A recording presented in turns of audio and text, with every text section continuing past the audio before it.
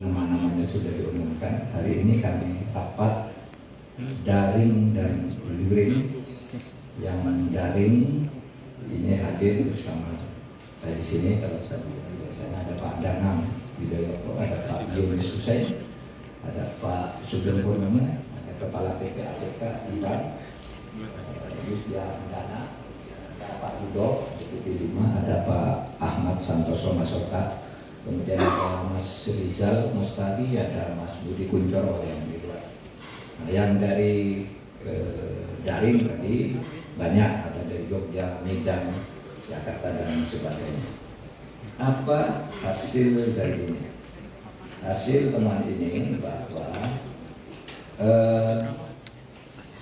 ada dari 300 surat yang disampaikan bermasalah ke kementerian di Bea Cukai atau di Kementerian Keuangan dan Perpajakan, di Bea Cukai dan Perpajakan, itu bisa diklasifikasi menjadi 4. Ada yang sudah diselesaikan, tetapi tidak dilaporkan sesuai dengan Impres nomor 2 tahun 2017, sehingga tercatat ini masih bermasalah.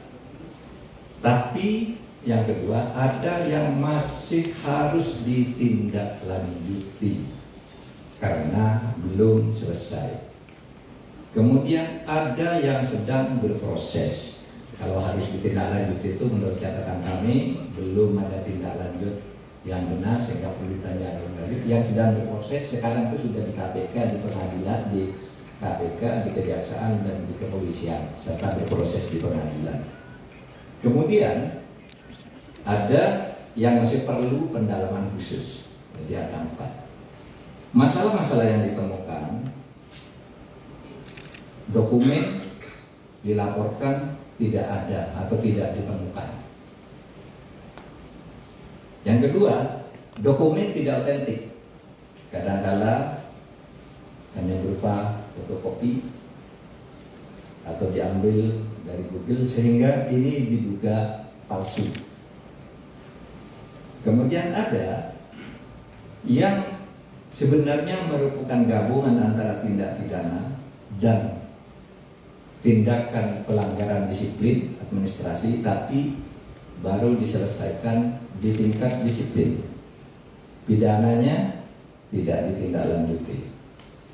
Lalu banyak yang tidak mematuhi instrumen teknis yang disediakan oleh dunia internasional mengenai tindak pidana pencucian uang. Lalu yang sering menjadi tempat sembunyi ini dibilang ada diskresi untuk tidak dilanjutkan. Nah, ini yang akan kami cek, siapa yang memberi diskresi dan apa alasannya. Nah ini.